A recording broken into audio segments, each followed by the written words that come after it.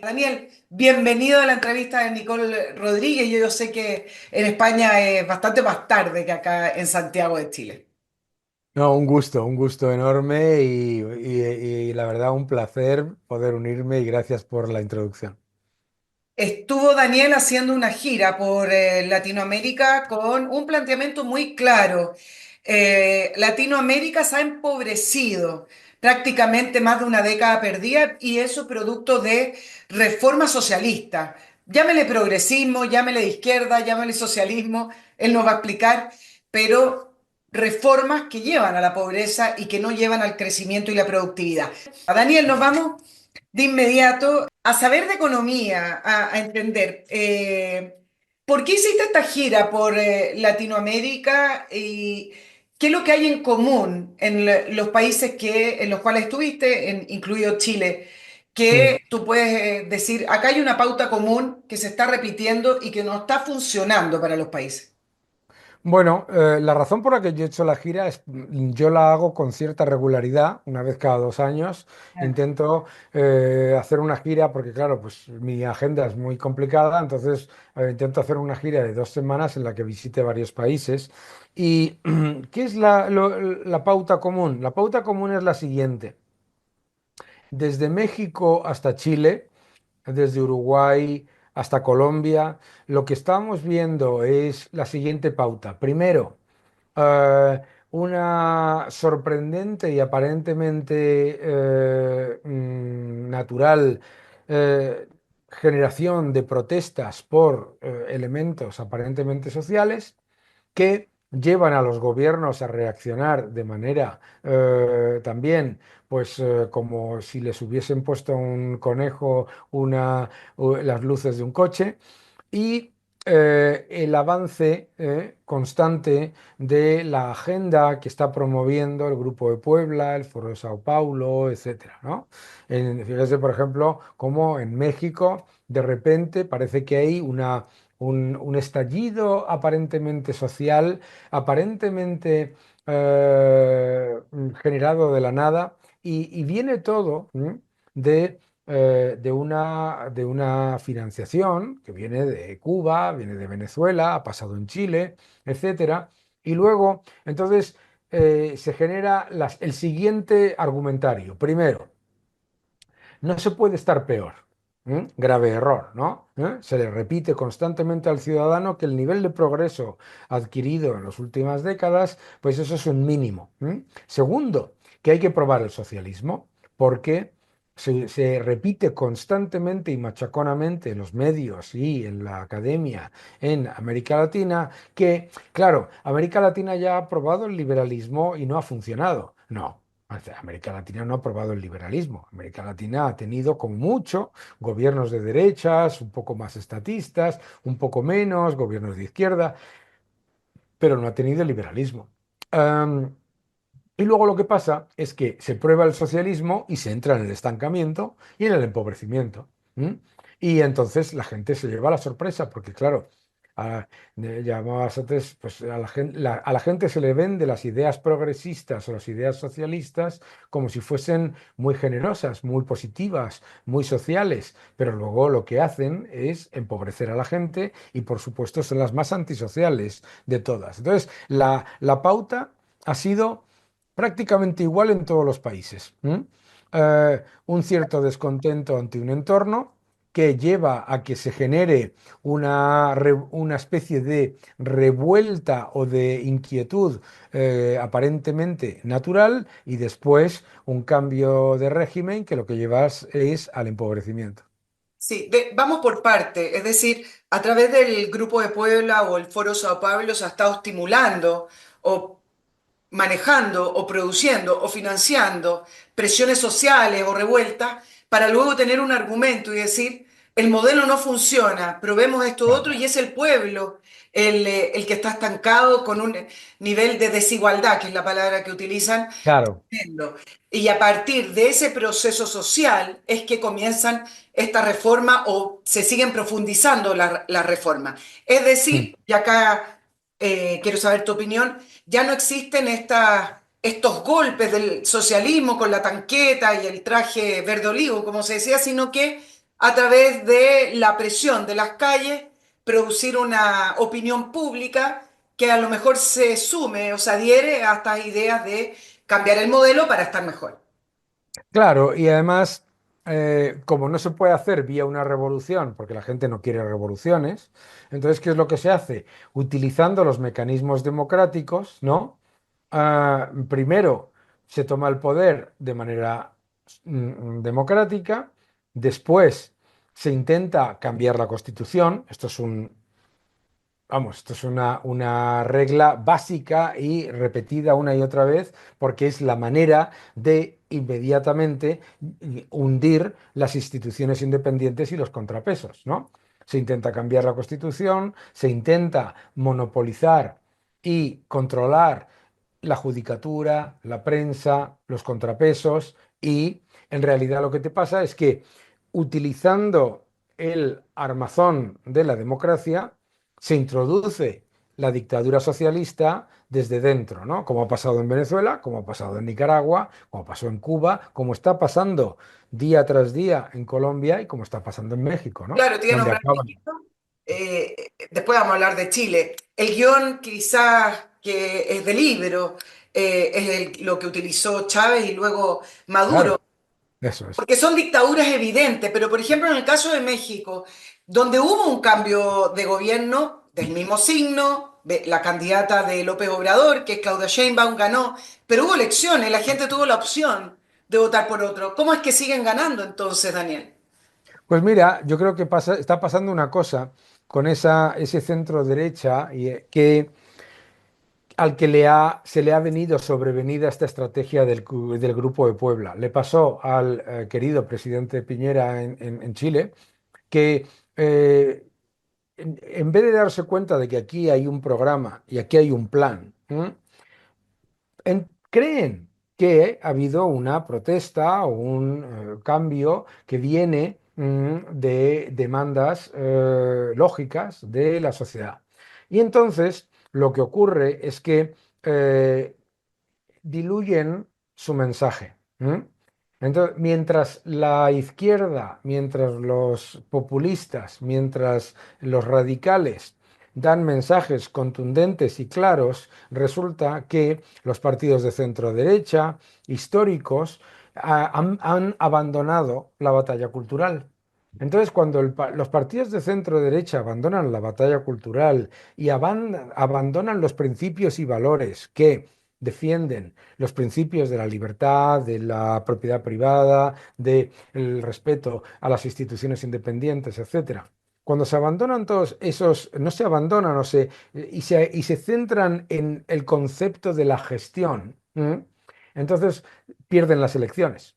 Y pierden las elecciones porque los ciudadanos se sienten huérfanos de unas guías, no solamente económicas, sino unas guías de principios morales y de conducta, ¿verdad?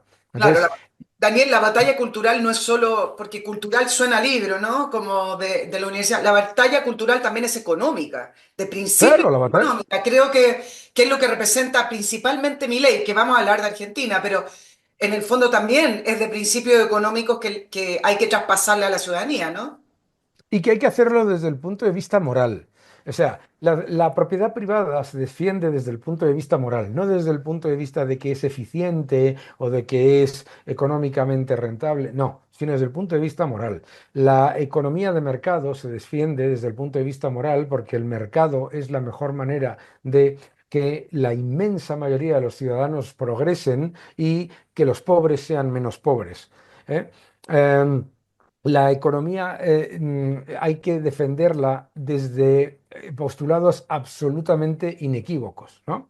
Y en el momento en el que diluyes el mensaje, ¿qué es lo que pasa? Lo que pasó en México, lo que ha pasado en Colombia, que si tienes un centro derecha que no da la batalla, que no está dando la batalla sobre sus principios económicos y de conducta y de conformación de sus principios y valores, y que además intenta agradar a esa izquierda que jamás les va a votar, entonces lo que pasa es que termina ganando un Petro en Colombia país que está recibiendo a miles de personas de Venezuela y que debería, como mínimo, votar a cualquier cosa excepto a el que está defendiendo un sistema equivalente al chavismo y sin embargo terminan votando por Petro y sin embargo terminan en México votando por Sheinbaum, que es muchísimo más radical por otro lado que López Obrador. Claro, ¿y qué pasó en Uruguay entonces con un Igual. presidente Luis Lacalle que tenía alta aprobación, que incluso me atrevería a decir que durante su gestión fue uno de los presidentes que también llevaba la batalla cultural, ampliamente Mm. entendía la batalla cultural, fue bastante clarito en su idea también de criticar las dictaduras cuando son dictaduras y no revestirlas de palabras distintas. Bueno, y Luis Lacalle llevó a Uruguay con su economía a un mejor crecimiento, pero sin embargo perdió su candidato Álvaro Delgado frente a Yamandú Orsi del Frente Amplio de Mujica, cuando el mismo Uruguay se había cansado de las políticas de impuestos, burocráticas y de trabas que había puesto el Frente Amplio y además Mujica. ¿Cómo se entiende, Claro. Daniel? ¿Cómo se entiende? Pues mira, ahí en Uruguay, mi opinión personal, el candidato ha sido demasiado blando en cuanto, no, demasiado,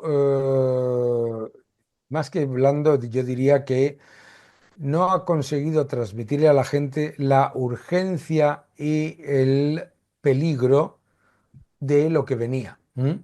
¿Por qué? Porque claro, si el candidato dice, como dijo, que la gente que está en el Frente Amplio son muy interesantes y que si gana las elecciones podría nombrar como ministro a alguno de ellos, pues con todos mis respetos, es que, Nicole, es que a lo mejor hasta les votaba yo. Claro, si tú te estás enfrentando, si tú tienes un historial, ¿no? Yo le llamo el scorecard. Estuve con el presidente Luis Lacalle Pou y le decía, el scorecard tuyo es absolutamente espectacular. ¿M? Pero claro, ha habido 200.000 personas más que han votado a la otra opción. Y la razón por la que han votado a la otra opción es porque el candidato era, había decidido literalmente bajar el debate tanto a diluirlo que la gente prefirió el más. Además, graves errores de comunicación. Por ejemplo, como se intentaban pelear por el centro, una cosa que nunca se debe hacer, se intentaban pelear por el centro o debatir por el centro, ¿qué es lo que pasa? El candidato del partido de la calle Pou tenía digamos, logo, ¿no? O como lema de campaña, no somos iguales. ¿What? ¿Sabes? Eso no inspira a nadie, ¿no? El candidato de Frente Amplio tendría, gestionaremos bien. ¿Mm? Cumpliremos, ¿eh? No se preocupe por nosotros. O sea, lo que le estaba diciendo al ciudadano era, entiendo que usted tenga dudas sobre nosotros, pero no se preocupe, que nosotros cumpliremos, ¿no? Bueno, pues ahí creo que hay importantes problemas de comunicación y de dar la batalla y nunca caer en el error de intentar ganar por el centro. Porque Daniel, cuando intento... disculpa, Sí. No, para no, que no, nada más. ese centro imaginario. En Chile se habla mucho del centro y la Sí, moderación. Quiero entrar específicamente en Chile, pero antes saber un poco más de Latinoamérica, porque se repiten los fenómenos. Siempre se han repetido estos mismos fenómenos, Daniel, en los países, mientras tú reproducías lo que ocurrió en Uruguay o lo que ocurrió en otras partes con respecto al discurso, yo digo, bueno, es más o menos lo que está pasando y ha pasado en claro. Chile. Siempre ha sido así en Latinoamérica con estos fenómenos muy arraigados en los distintos países y te aprovecho de preguntar, ¿de dónde viene este arraigo en estas ideas del socialismo? Porque hoy es el Grupo de Puebla o el Foro de Sao Paulo, pero hay un arraigo en la sociedad que pareciera ser que conoce mucho más estas Mm. ideas que las ideas de la libertad, el libre mercado, el emprendimiento. Pues el arraigo viene fundamentalmente de una población que en los medios de comunicación, en la cultura, en la academia, juzga siempre al socialismo por sus intenciones y no por sus resultados. Vosotros lo sabéis en Chile, ¿no? En Chile, la administración de Allende fue una absoluta devastación económica, una brutalidad. O sea, niveles de inflación del 600 y pico por ciento, escasez, etcétera, etcétera, etcétera. Pero como tenía buena intención, ¿entiendes? Pues entonces siempre viene alguien que dice, ay, si lo hago yo o si lo hace otro, entonces funcionará. Y es que el problema no es quién, el problema es la receta. O sea, Venezuela, Nicaragua, Cuba, etcétera, etcétera, etcétera. Estamos hablando de lo mismo, ¿no? Claro, y entonces lo que hace, por eso es tan importante la batalla cultural. ¿Qué es lo que hace la izquierda? La izquierda te dice, me lo dijeron a mí en Chile. Ah, es que usted, si critica la administración de Allende, es porque defiende a Pinochet. No, yo estoy criticando la administración de Allende. ¿Eh? Y luego, podremos criticar a otra, pero es que lo que están ustedes blanqueando es la de Allende. Por lo tanto, yo me centro en la de Allende, ¿de acuerdo? Y claro que me centro en la de Allende, porque veo ahí como si fuese aquello, veo ahí unos documentales y unas charlas y unos no sé qué, como si Chile en los años 70, finales de los 60, principios de los 70, fuese una especie de vergel de libertad y de alegría, cuando era exactamente lo contrario. Entonces, no dar la batalla cultural por miedo a que la izquierda te tache de que es que entonces estás defendiendo a otra cosa o que, o que tiene o ponerte la etiqueta. Me da exactamente igual. Es que a la gente hay que explicarle las cosas y cuando no se lo explicas, la gente no tiene por qué saber de historia, ni mucho menos de historia económica. La gente no tiene por qué saber que cuando un país que depende del cobre pierde producción de cobre y le caen los precios del cobre y la administración decide imprimir moneda sin control para pagar subvenciones, eso lleva a la hiperinflación, la gente eso no lo entiende, pero se lo tienes que explicar. Y si no se lo explicas, entonces los que lo edulcoran, lo venden muy bien. Yo estaba paseando por Santiago de Chile y yo decía, pero es que no lo puedo creer, no me puedo creer que vea por aquí pósters de lo maravilloso que era Allende. Hombre, a mí no se me ocurre, yo no veo pósters por ahí diciendo lo maravilloso que era Stalin, ¿no? Bueno, sí los hay, ¿eh? Si vas por Rusia a San Petersburgo, los Claro. hay, pero es muy importante dar esa batalla. Porque en el momento en el que dices, no, nosotros no hablamos de ideología, hablamos de gestión, nosotros no hablamos de historia, preferimos mirar al frente. ¿Sabes quién te está ganando la batalla? Te está ganando la batalla el que está cambiando la narrativa constantemente, que es la izquierda. Entonces, yo creo que es que simplemente hay que ser honestos intelectualmente, ¿no? Daniel, ¿de dónde viene la fuerza de imponer idea? La fuerza me refiero a la estrategia, al diseño de imponer esta idea del grupo de Puebla. Hoy en día hay menores liderazgos. Mm, Lula, que en un minuto lo era, hoy en día en su tercer gobierno es una persona que ya uno ve que tiene menos energía y no lidera, con una Venezuela que ya mm. se les escapó de las manos porque es una dictadura, abiertamente una dictadura, ya no podemos hablar del pueblo, etcétera. ¿De dónde sigue teniendo entonces este liderazgo o esta fuerza para seguir impulsando estos gobiernos de izquierda en Latinoamérica? De, de de negar la historia, ¿no? Por ejemplo, hace poco salía el presidente Zapatero en la televisión española diciendo, bueno, no se puede decir que Venezuela sea una dictadura porque Maduro ha ganado las elecciones. ¿What? ¿Sabes? Pero claro, si la gente no le rebate esas cosas, ¿entiendes? Y lo que ocurre es que cuando aparece, pues, Mujica, aparece López Obrador, aparece Petro, aparece Zapatero, aparece Correa, etcétera, parece como que hay un miedo por parte del centro derecha a confrontar. A decir, no, mire, yo con usted no hablo, o yo con usted. A mí usted no me va a dar lecciones de nada porque lo que usted está defendiendo es el expolio, el robo y la destrucción de la clase media. Punto. ¿No? Entonces, a claro. mí me parece que lo que falta es eso, ¿no? Lo que falta es eso. Y es muy, hablando de Chile, ¿no? Chile es un país, cuando uno viaja por Latinoamérica, viaja por todos los países, como hago yo, y aterriza en Chile. Y parece que ha aterrizado en otro planeta. ¿Mm? Chile tiene unas infraestructuras estupendas, tiene unas instituciones independientes, tiene una calidad de vida y un nivel de vida que parece otro planeta. Entonces, claro, ¿cómo te pueden convencer los de Frente Amplio? Primero te dicen, lo que tienes no va a empeorar. Mentira. Segundo, ¿m? Vamos a copiar lo que hacen los otros, pero como les juzgamos por sus intenciones y no por sus resultados, entonces vamos a proponer lo mismo que proponía Chávez, cambiar la Constitución, tomar las instituciones independientes, tomar la cultura, etcétera. Vamos a hacer lo mismo, pero como lo hacemos nosotros y somos distintos, va a ser distinto.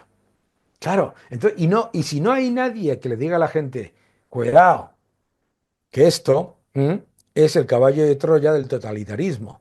Si nadie se lo dice, la gente mira y escucha, y además escucha todo temas de, no es que es por el feminismo y por la ecología y por los indígenas y no sé qué, y dice, hombre, pues suena bien, pero son caballos de Troya para introducir el totalitarismo, que es lo que hace el Grupo de Puebla. ¿Qué hace el Grupo de Puebla?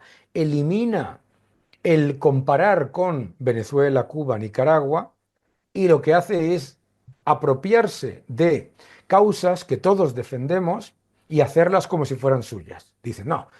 Y además es que fíjate que es mecanismo de transmisión inmediato. Dicen, el feminismo, todos a la vez, bom, bom, bom, bom, bom, bom, bom, bom, el feminismo lo cooptan y lo acaparan. El medio ambiente, en todos los países. Entonces, resulta que el centro derecha, los conservadores, las personas más moderadas, son arrolladas en la narrativa en todos los sentidos, porque tú ahora mismo le preguntas al partido de centro derecha que prefieras, del partido de Latinoamérica que tú prefieras, y le dices, dígame las tres cosas que usted defiende. Las tres. No me diga cinco. Tres que usted defiende. No, la gestión, el crecimiento económico, oh, gone. ¿Eh? No escucho. Te aburres, ¿sabes? Da- Entonces es muy importante. Sí, Daniel, eso fue parte de, no sé si la palabra es fracaso, pero de corto andar los gobiernos de derecha en un ciclo que hubo en Latinoamérica con el presidente Sebastián Piñera, bueno, también ahí ingresó Luis Lacalle, pero también estuvo Duque, también estuvo Macri, pero fue solo una especie de, entre paréntesis, de los gobiernos de izquierda. ¿Qué pasó con ese ciclo? ¿No fueron capaces de convencer o no hicieron las reformas que tenían que hacer para que la claro. gente viera que había un cambio y que se estaba tomando un camino hacia el crecimiento y el desarrollo? Pasó lo siguiente, que pasó también en España. Em, Se decidió que no se quería la confrontación ideológica, ¿de acuerdo? Y se decidió que lo que había que centrarse era en la gestión para que la gente valorase los resultados. Pero claro, la gente no valora los resultados si tú no sabes dar esa información de la manera correcta. Y además, los resultados, como pasó en Chile, inmediatamente da exactamente igual porque vienen y te dicen, no, es que el problema es la desigualdad. ¿What? O sea, ¿me está usted diciendo de verdad que cuando tiene alrededor países en donde la miseria es la evidencia, aquí el problema es la desigualdad? ¿Cómo? Cuando las rentas más bajas de Chile ganan el doble que un viaje de una hora más para adelante. No, hombre.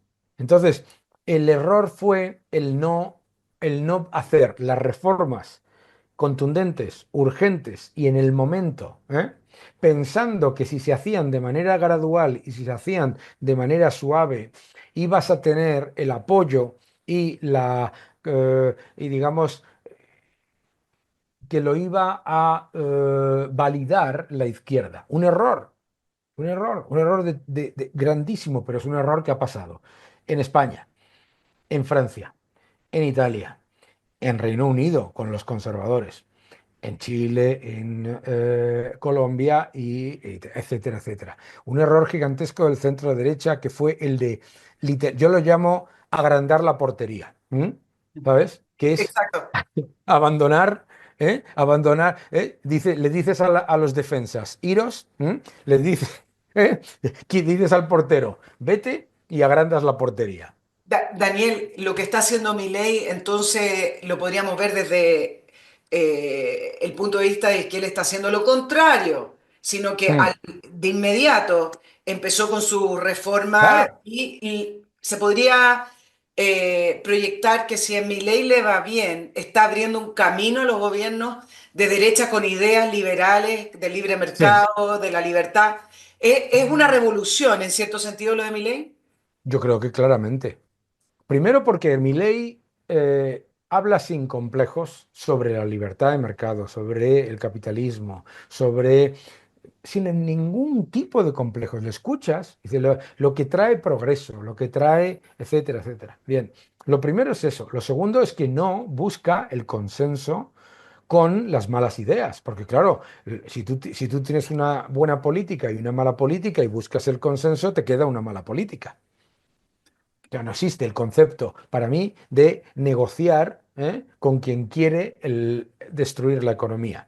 Porque además hay que explicarle a la gente que destruir la economía no lo hacen por incompetencia, sino por diseño. No destruyen la economía porque sean incompetentes, sino porque el objetivo del socialismo no es el progreso, es el control. Y la única manera de controlar a la población es haciéndola dependiente y rehén. Y por eso destruyen la Constitución, la economía y la moneda. Por eso yo escribí, vamos, en el momento en el que me enteré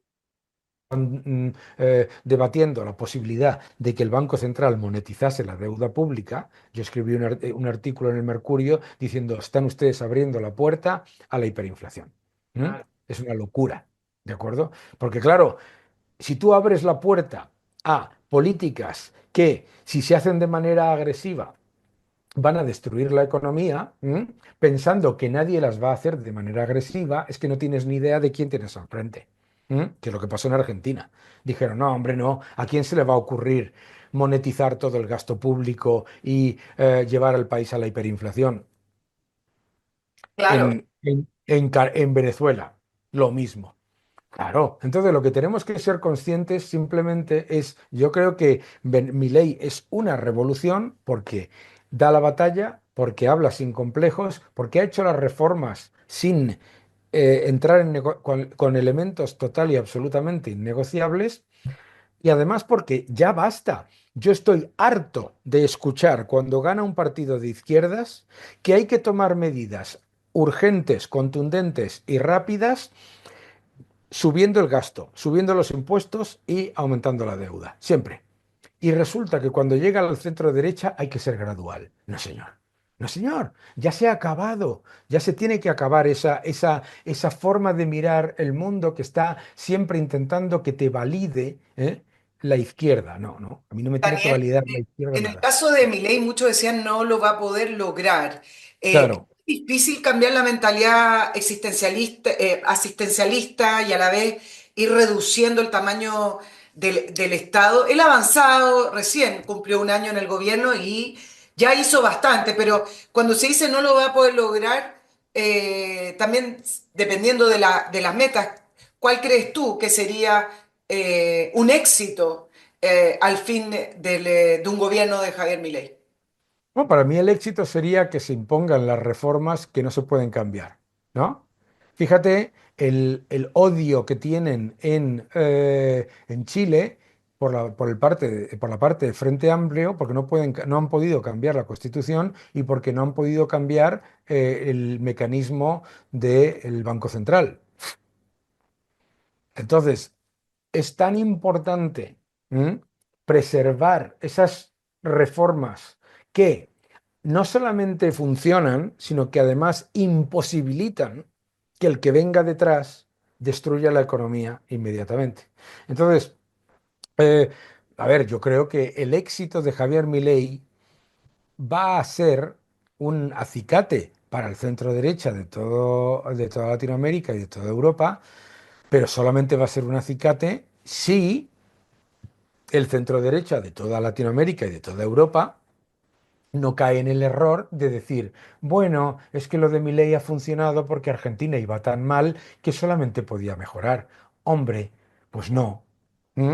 Es que esta mañana me lo han dicho, ¿sabes? Es que claro, Argentina iba tan mal que bajar la inflación de un 25% a un 2%, pues es fácil. ¿Cómo que es fácil? No, es al revés, es muy difícil. Lo que es fácil es hacer reformas serias, contundentes, pero no tan, no de unidad de vigilancia intensiva, que era lo que ha tenido que hacer mi ley en los países en los que las cosas están razonablemente bien.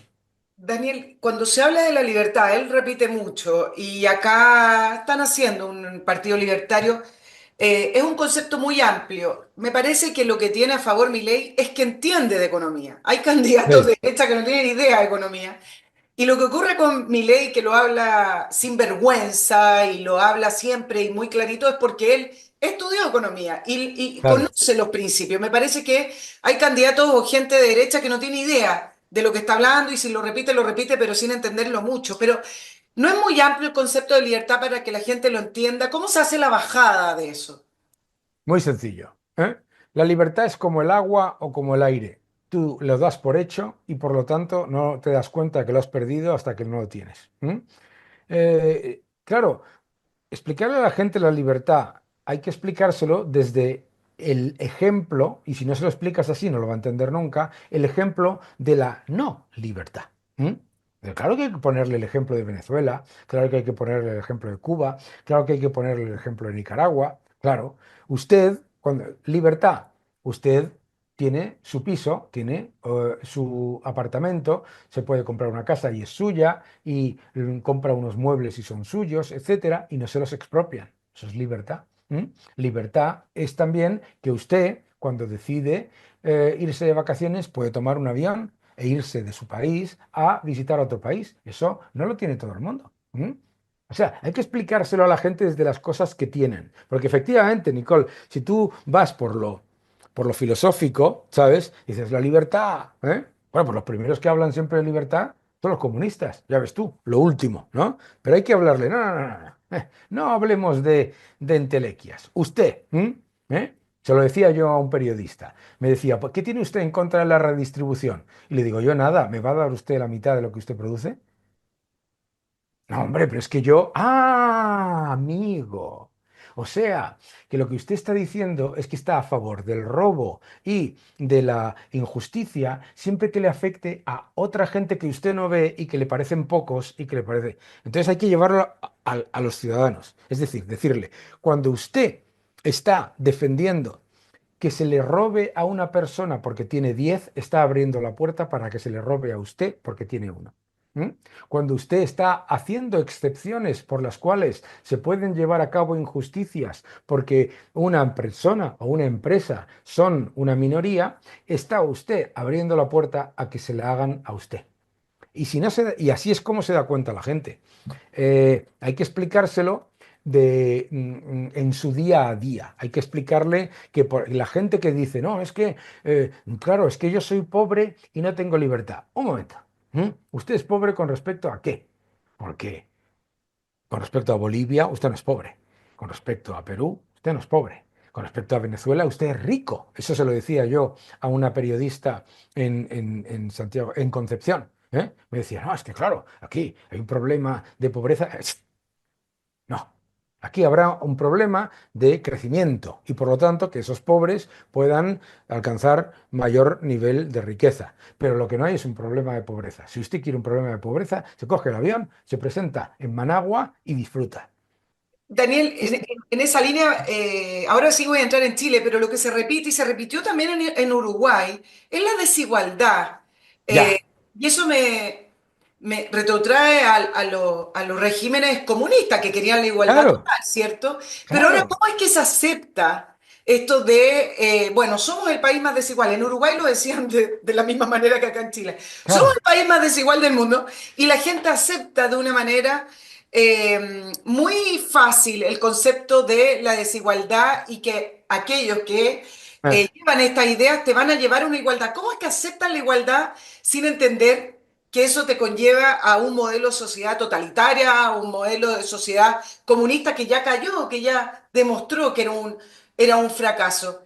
Lo disfrazan muy bien. parece que se Algunos fue. hablan de que hay economistas neomarxistas. ¿Cómo lo disfrazan esto a propósito de la desigualdad? Claro, claro. El comunismo, cuando fracasa, se da cuenta de que obviamente no puede vender el comunismo porque el capitalismo ha sido tal éxito a la hora de reducir la pobreza que tiene que buscar otra forma de argumentar. Entonces se inventa el concepto de la desigualdad. Yo le digo a la gente siempre lo mismo. Un momento. Usted, si tiene que emigrar, elíjame tres países, ¿vale? Yo se los voy a decir. Número uno, Estados Unidos. Número dos, Grecia. Número dos, número tres, Venezuela. ¿A dónde quiere usted emigrar?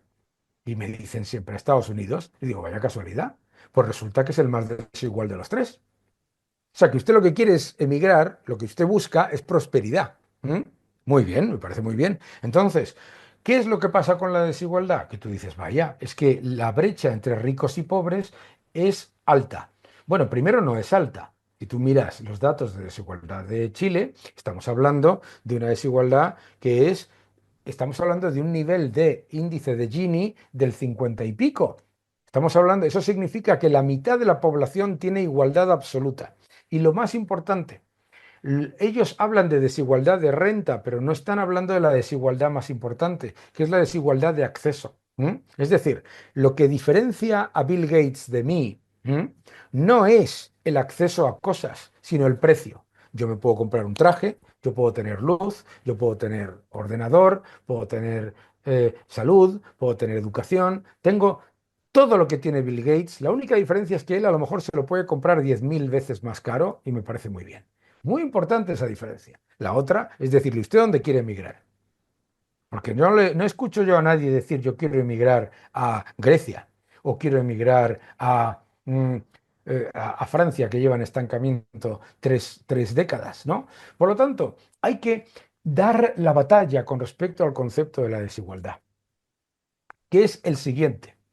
Si usted lo que quiere es igualdad, entonces a quien perjudica más es a los más pobres, porque imagínese una persona que tiene una renta de 10.000 dólares y una que tiene 20.000. Los dos son pobres, ¿de acuerdo? Pero si usted quiere igualdad, lo único que puede hacer el gobierno es igualar a la baja. Por lo tanto, siempre va a llevar al de 20.000 a 10.000, ¿de acuerdo? El gobierno no puede igualar al alza.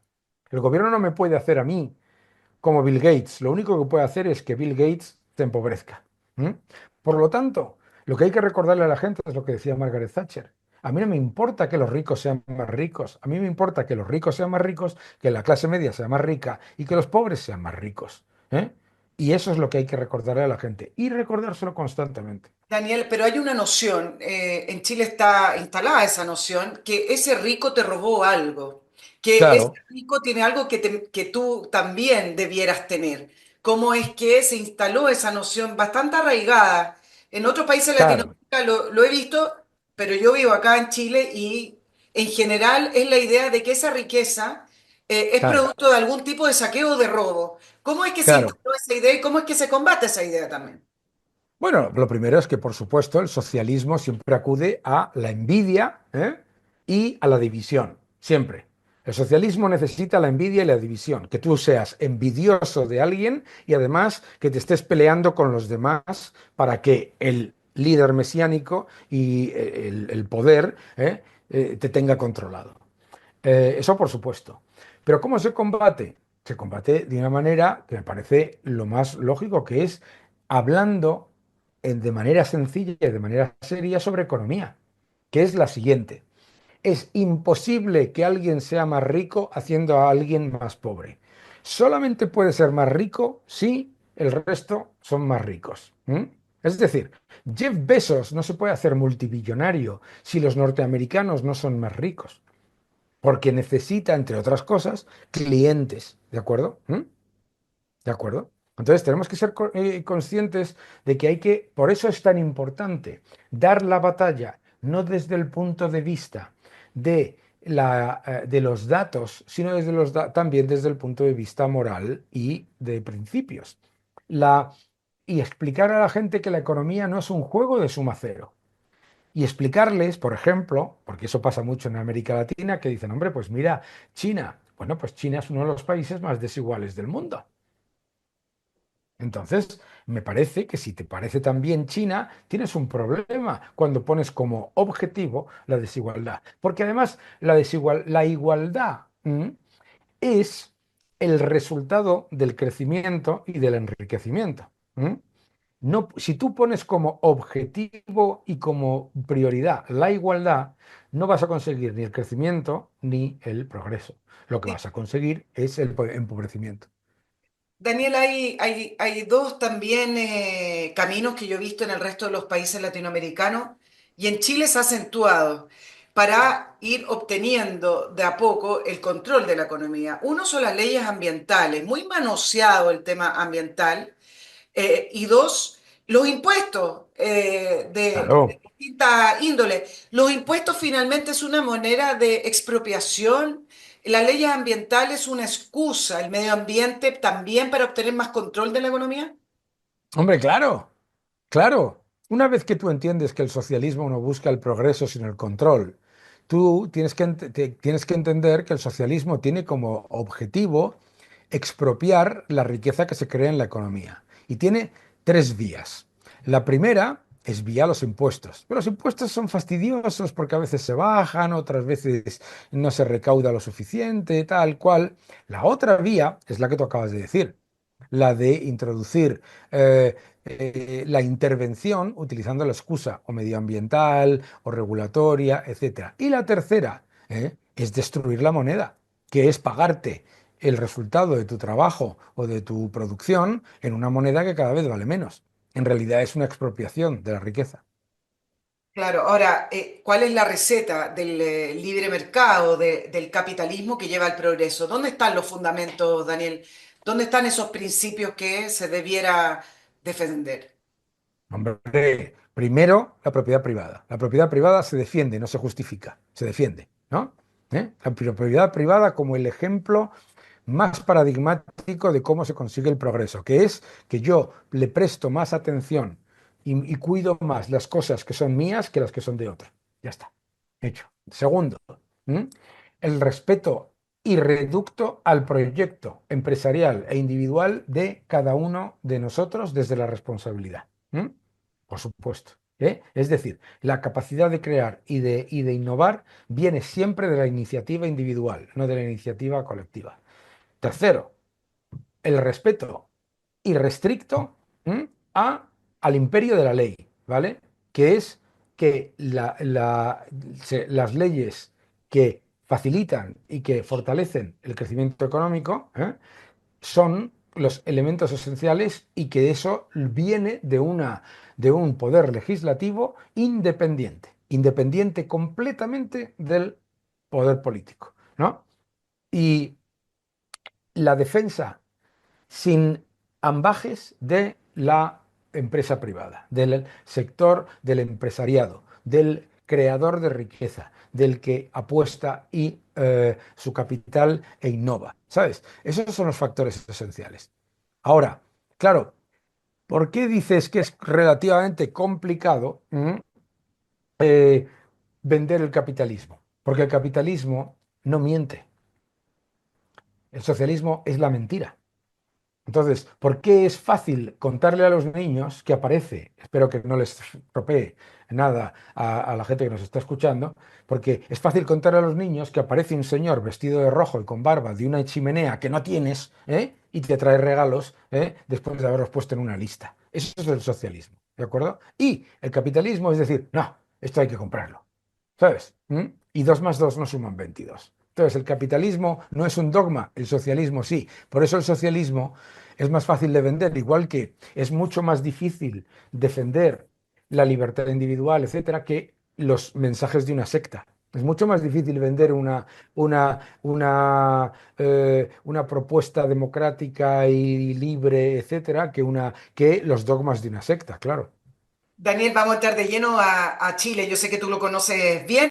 Daniel, ¿qué nos pasó en Chile? No estamos creciendo, la proyección de este año se ha ido bajando eh, constantemente y estamos peleando por 2,1, 2,2. El promedio de crecimiento del gobierno Gabriel Boric va a ser el peor desde el retorno a la democracia con 1,7, entiendo. El segundo fue Michelle Bachelet con 1,8% de crecimiento. Eso es nada. ¿Qué nos pasó y cuándo nos empezó a pasar, Daniel? Pues nos empezó a pasar, o les empezó a pasar, con mucha tristeza, cuando dieron por garantizada y dieron por hecha la riqueza. Chile es un país que se ha enriquecido y que ha progresado de una manera admirable, sobre todo comparado con la región, pero en general. Y entonces, de repente, se acomodaron y dijeron, esto está, esto está hecho, qué fácil es, en vez de pensar cuánto nos ha costado con todos los retos que ha tenido esta sociedad. Y se dedicaron a debatir durante días y días, horas y horas, sin parar, sobre ridiculeces como la Constitución, ¿no? Sobre si la Constitución había que poner a los animalitos de colores y aquel anuncio tremendo que hacían, que hacían sobre la Constitución, etcétera, se dedicaron a debatir sobre el sexo de los ángeles y aprovechó Frente Amplio para no solamente mover la narrativa hacia cosas completamente irrelevantes, sino para vanagloriarse de multiplicar la burocracia. Yo escuché a una diputada, creo que era una diputada de Frente Amplio, vanagloriarse de que ella había frenado, ¿m?, durante más de 4 años una inversión. Fíjate qué maravilla, ¿no? Entonces, ¿qué es lo que pasa? Pues lo que pasa es cuando se olvida un país de que la riqueza o se crea o se destruye. No se puede, no existe el concepto de la riqueza, como una torta que se reparte. Entonces pasa lo que ha pasado con Chile, que da mucha pena, que da mucha pena ver un país que tiene capital humano, que tiene educación, que tiene unas infraestructuras estupendas, que tiene recursos naturales, que tiene gastronomía, que tiene todo lo que necesita una sociedad próspera y en el que la inversión ha hecho literalmente, se ha parado. ¿M? De Daniel, mi ¿pero qué anterior hizo visita, que se parara la inversión? Técnicamente, ¿cuáles hombre, fueron las te- reformas que nos llevaron a estar peleando un 2% no, hombre, y un pero claro, empleo que nos ¿cuál es dijo qué es lo representantes que hizo? públicos? Claro, ¿qué es lo que hizo? Yo, este viaje, el anterior, que fue un año anterior, un año Claro. antes, ¿qué escuchaba todo el día? Vamos a poner un impuesto del 30% a las ganancias de no sé qué. Vamos a poner un impuesto de no sé cuántos. Y entonces luego decían, ¡ay! No, inseguridad jurídica, ¿vale? Eso se llama inseguridad jurídica. Estar constantemente anunciando medidas que van a destruir la capacidad de invertir y luego decir, ay, no lo vamos a hacer. Bueno, me da igual, ¿eh? No se fía nadie, ¿no? Segundo, estar constantemente aumentando las cargas burocráticas. Es que en Chile me contaban cosas que me aterraban, ¿no? Sobre, mm, y ahora viene otra en la que quieren cambiar la ley educativa para que todas las universidades, incluidas las privadas, reciban toda la financiación del Estado. Pues ala, adiós las universidades, todas las que están en Concepción, todas las que están maravillosas en Santiago, claro.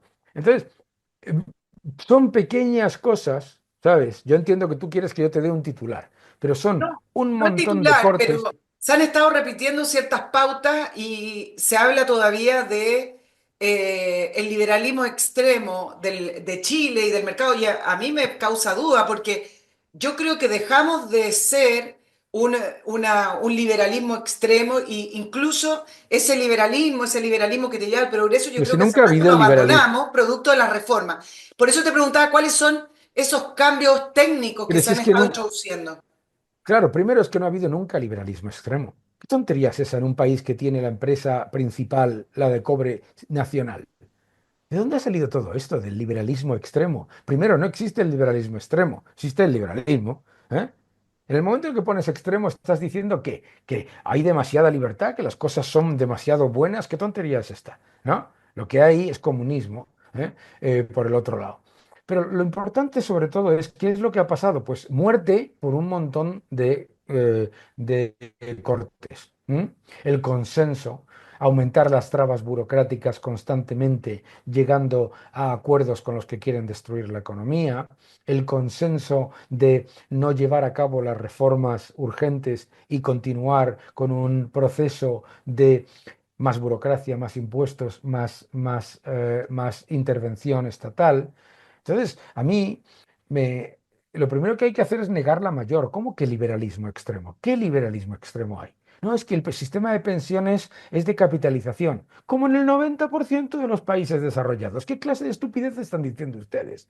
¿No? Y entonces te venden, te lo quieren destruir la izquierda. Eso es lo primero, por supuesto, cargarse el sistema de pensiones, ¿eh? Y quebrarlo como pasa en España. Em, es decir, no es que hay que empezar por decir, ¿cómo que liberalismo extremo? ¿Qué liberalismo extremo ha habido en Chile en cualquier momento? Lo que ha habido ha sido una economía más de mercado que las cercanas, pero por eso es más rica. Pero no ha sido Claro, un liberalismo extremo. ¿Qué liberalismo siempre ha extremo? tenido mucha traba, mucha burocracia. Los impuestos los han ido subiendo todos los gobiernos. ¿Cuándo los impuestos empiezan a ser un factor de decrecimiento, Daniel? En esta Bueno, pues falacia fíjate, que claro, el mira, ministro pues Marcel ha seguido con la falacia de decir que subir impuestos significa recaudar más para el Estado. En algún minuto la carga tributaria empieza a ser un factor de decrecimiento. Eh, claro, claro, y de freno. Y además me da exactamente igual. Es que los impuestos no se fijan para recaudar más. Los impuestos se fijan como un elemento que que tiene en cuenta la realidad económica del país y de la región. No tiene ningún sentido poner impuestos de país europeo, en un país que está en la región de América Latina, y todavía menos cuando además la evidencia de esos países europeos es que los impuestos no les están llevando ni a mayor progreso, ni a mayor riqueza, ni a mayor crecimiento, sino a mayor endeudamiento. Porque los impuestos altos no son una medida para reducir la deuda, son una medida para justificar la alta deuda. y Daniel, ¿cuánto incide en el crecimiento el gasto fiscal y el mal gasto fiscal? Y tener cuentas Claro, fiscales que hoy Chile no nos reconoceríamos, pero antes no. Parte de nuestra fortaleza era el equilibrio fiscal. Hoy en día no, ya estamos prácticamente llegando al 40% del PIB de deuda y hacia arriba. ¿Cuánto incide también en eso, en empobrecer al país? claro, la deuda siempre se paga. La deuda pública siempre se paga. Se paga o con más inflación, o con menos salarios reales, o con menos crecimiento, o las tres cosas a la vez. Punto. No hay otra. ¿No? Entonces, la idea de que, bueno, eso me lo han dicho a mí en la izquierda en Chile. Hombre, pero Chile solamente tiene una deuda del 40% y Francia tiene una deuda del 127. Muy bien, intenta llegar tú, ya verás lo que te pasa cuando llegues a la deuda de Francia.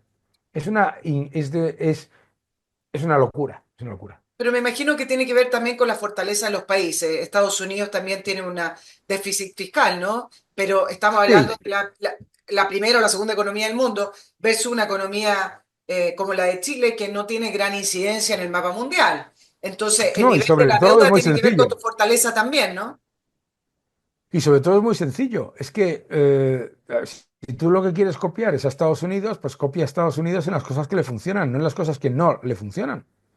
Ah, sí, Estados Unidos tiene una elevada deuda, pero eso no es, bueno, pues mira, Estados Unidos tiene una elevada deuda, vamos a tener nosotros una elevada deuda. ¿Tú te imaginas por un momento que tú y yo hablásemos sobre proyecto personal y profesional, y yo te dijese, puf, tengo la visa completamente petada, completamente maximizada, y trabajo en esto, esto y lo otro. Y dices, ah, bueno, pues entonces voy a tener la visa completamente maximizada. No, hombre. tendrás que mirar las cosas buenas, no las cosas malas. A mí, esto de compararse con los otros países en lo malo no tiene ningún sentido, sobre todo cuando no les funciona. Porque si encima Estados Unidos se le ha disparado la inflación y ha tenido no sé cuántos techos de deuda por culpa de del elevado gasto público, pues deberías como mínimo decir, bueno, pues si me gusta Estados Unidos, veo que eso no es lo que me debería gustar. Sí, Daniel, aquí me parece que se minimiza el tema de achicar el Estado. Algunos políticos, alguna zona de la derecha lo habla. Recién acaban de aprobar un nuevo ministerio.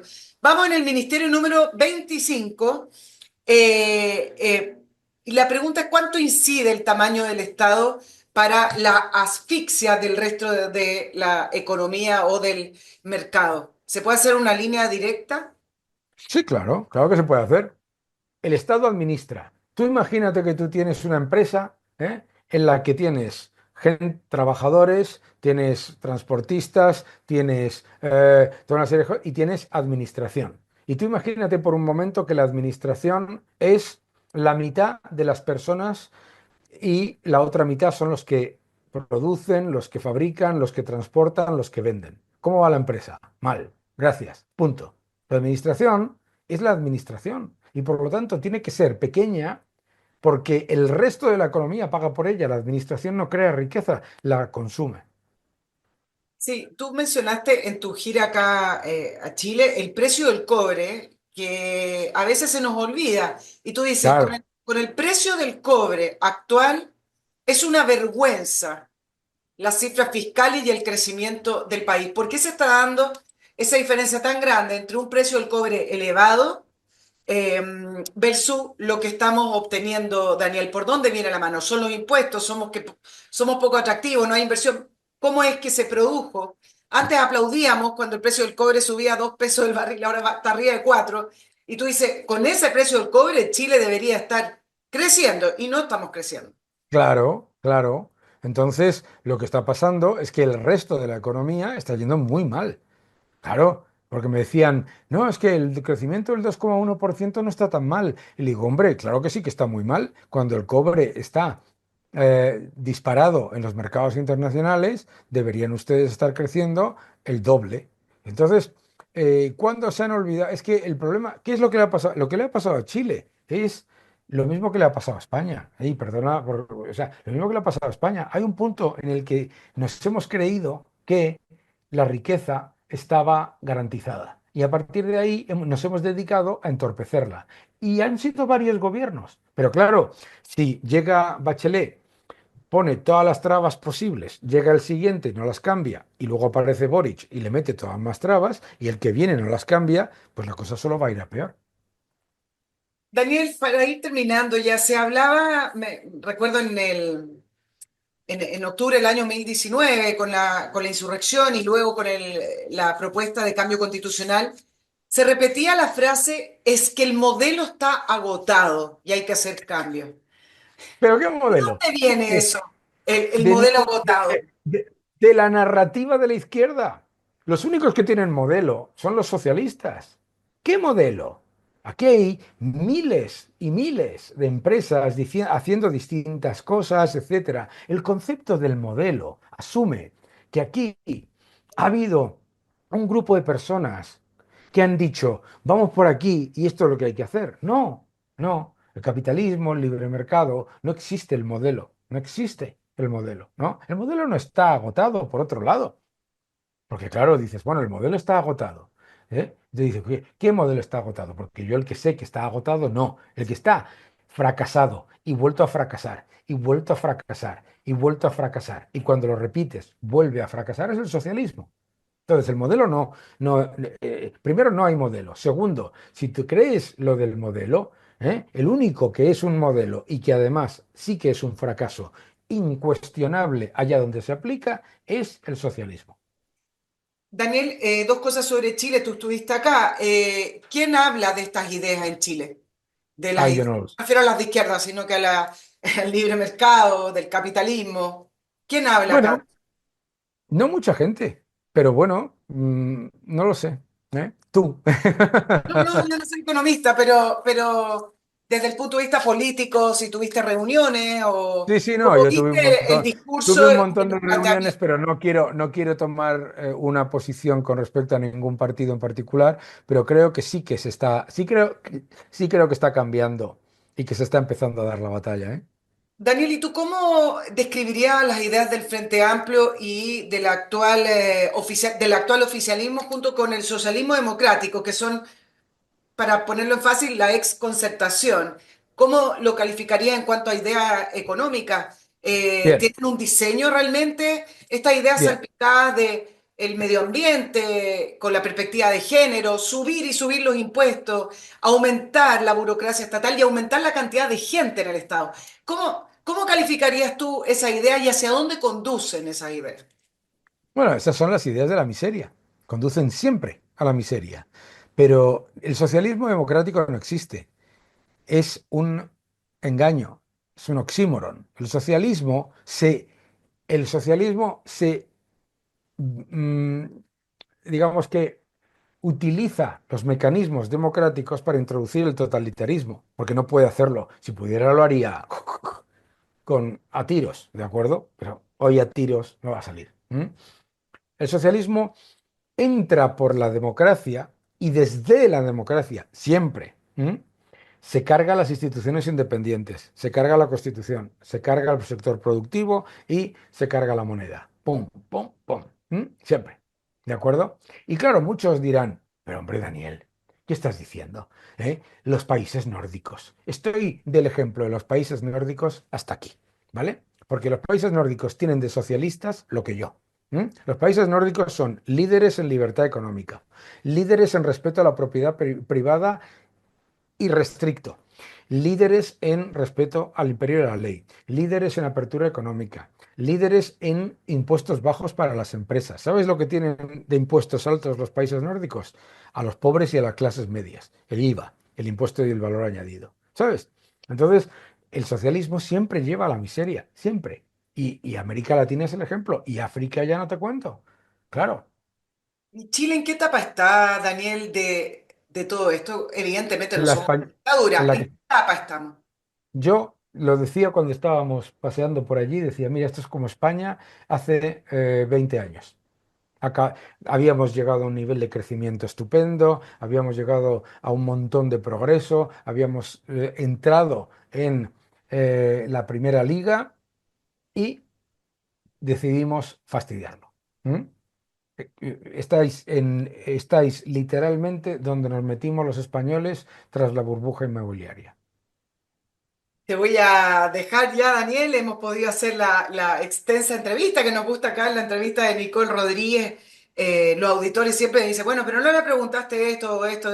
Y después me retan porque es muy larga. Bueno, me retas por todo, pero no importa. Daniel Bueno, no importa. Lacalle, doctor en economía, profesor de economía global y finanzas, en su diagnóstico sobre nuestro país y esta mirada en el periplo que tuvo por los países latinoamericanos. Daniel, muchas gracias por haber estado en la entrevista de Nicole Rodríguez. Muchísimas gracias y un fuerte abrazo. Muchas gracias.